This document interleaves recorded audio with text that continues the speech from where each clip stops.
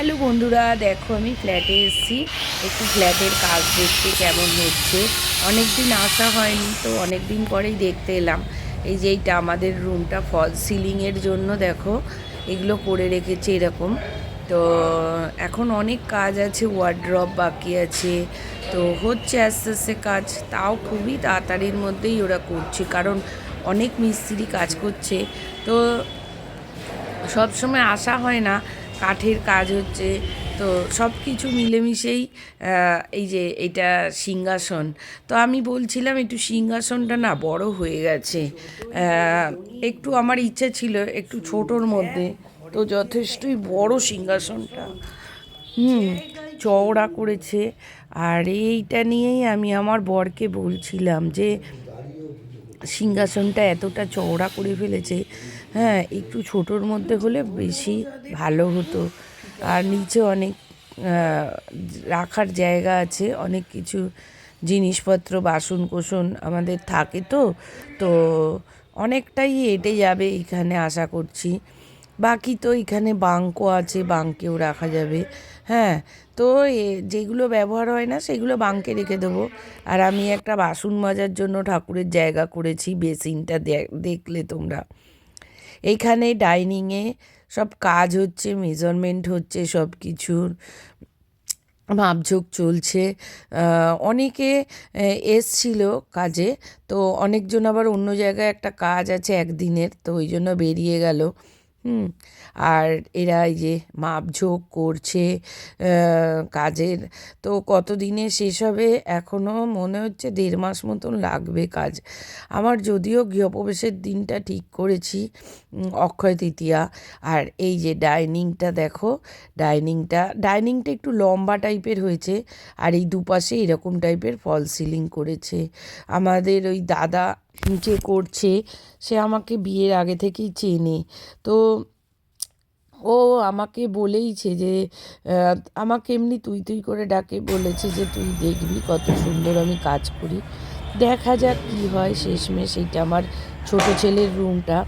তো এই ছোট ছেলের রুমেও ফল সিলিং হয়েছে। আর ওই পাশে একটা এই যে আলমারি টাইপের হচ্ছে। হ্যাঁ, তো এইটা দুপাশে খোলা করছিল, তো আমি না করেছি। আমি বলেছি ওই যে পাশে যে একটা, ওটাকে পাল্লা টাইপের করার জন্য। সেই ঘুরে ফিরে আবার সিংহাসনের দিকেই আসছি, বারবার একই কথা বলছি। সিংহাসনটা একটু ছোট হলে একটু ভালো লাগতো, মানে আরেকটু যদি ছোট হতো না খুব ভালো হতো। ব্যাপক বড় করে দিয়েছে। তারপরে এই যে এইখানে দেখো, আমার ছোট ছেলেকে বলছিলাম ফোন করে যে এইখানে এই যে এইটা পার্টিশন টাইপের হবে, এখন বেরিয়েছে সব, হয় না মানে পরে আস্তে আস্তেই তোমরা দেখতে পাবে। তো ওই জিনিসটা আমি ভিডিও করছিলাম। তো এই জিনিসটা আমি প্রথমে বলেছিলাম হাফ করতে, এই যে দেখাচ্ছি যেরকম দেখো একপাশে কাট দেওয়া। তো যে চওড়া থাকলে নিচটা, ওপরটা অবশ্য সরু হয়ে যাবে, নিচটা চওড়া থাকলে কিন্তু জায়গাটা অনেকটা নিয়ে নিচ্ছে। আমি ছেলেকে বলেছিলাম, দুই ছেলেই দেখি বলছে না মা একটু চওড়া থাকুক। এটা যেহেতু পার্টিশন পারপাস, ওই পাশে টয়লেট আছে, তো পার্টিশন পারপাস একটা সৌন্দর্য দেখতে। হ্যালো তো এই বন্ধুরা, জন্যেই সবাই ওইটাকে কেমন একটু আছে? আশা চওড়া। করছি সবাই ভালো আছো। আমিও ভালো আছি। তো সবাইকে শুভ সন্ধ্যা জানিয়ে ভিডিওটা চালু করলাম। তো সন্ধ্যাবাতি দিইনি, কারণ আমার একটু বুঝতেই পারছো মেয়েদের যা হয়, হয়েছিল আজকে 4 দিন। তো যাই হোক, ভেবেছিলাম পুজো দিতে পারবো, কিন্তু মাঝে সাঝে মানে প্রবলেমে পড়ে যাচ্ছিলাম, তো ওই জন্য আর দিতে পারিনি। আর সন্ধ্যাটাও আজকে দিতে পারলাম না। সকালবেলায় চান করে উঠে, যেহেতু মেয়ে ছেলেরা বলে শুদ্ধ, তো ওই জন্য একটু ঠাকুরকে আমার নিচেই গঙ্গা জল ছিটিয়ে একটু ধূপ দেখিয়েছিলাম। আর তারপর এই চলছে। তো সন্ধ্যাবেলা সন্ধ্যাবাতি দিলাম, এই চা ফুটছে। আর চা আর নারকোলও বসিয়েছি। তো ভাবলাম ভিডিওটা চালু করি। কালকে আমার বড় ছেলে আসছে আমার কাছে, তো ছেলেটা আমার খাবে না। আমরা নিজেরা পাটিসাপটা খেলাম, কত পিঠে ফিঠে খেলাম, ছেলেটা আমার খাবে না। ছেলেটার জন্য মনটা কেমন লাগছে এই ভেবে। তো আজকে ফ্ল্যাটে গিয়েছিলাম যেহেতু সকালবেলায়, তো সকালবেলা ফ্ল্যাটে গেছিলাম, একটু কাজ না হলে না আমার বর ঠিক বুঝিয়ে বলে না গো, ও যায় রোজ কিন্তু কিছুই বলে না। তো ওই জন্য ভাবলাম না আমি যাই, অনেক দিন যাওয়াও হচ্ছে না, তো গেছিলাম। এত সুন্দর সিংহাসনটা করেছে না, কিন্তু অনেকটা বড়, আর কি করবে এখন, এতটা করে ফেলেছে, আর খোলাখুলি ঝামেলা। সিংহাসন, ছেলের ঘরের একটা আলমারি মতন বলেছিল, সেইটা অনেক কিছুই হয়ে গেছে। তো যাই হোক, এখন চলছে, কাজ এগোচ্ছে।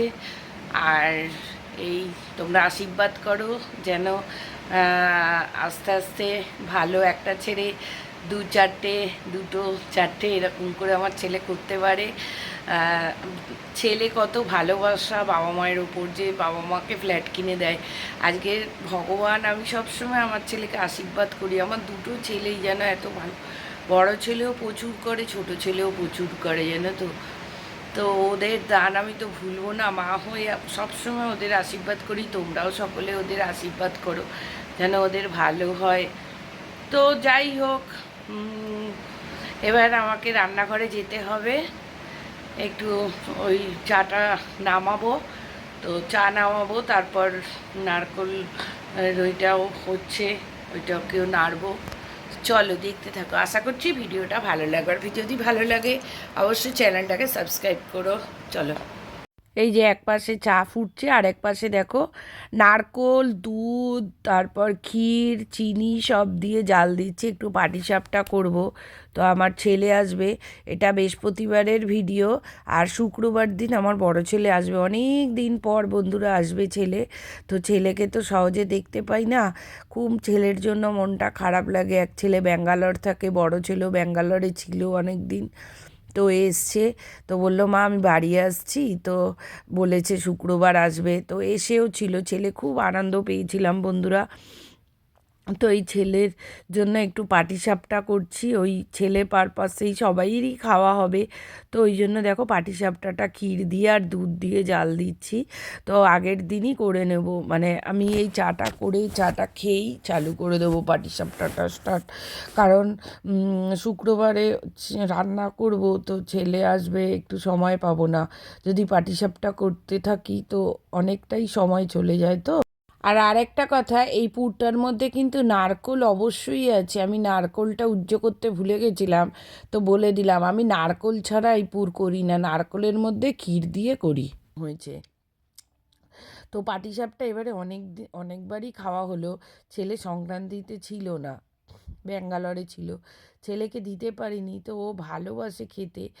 আর ছেলেকে একটু খাওয়াবো না, মনটা পড়ে থাকে যেন বন্ধুরা, ছেলেদের কিছু না খাওয়াতে পারলে। হুম, ছেলেরা এইটা ভালোবাসে।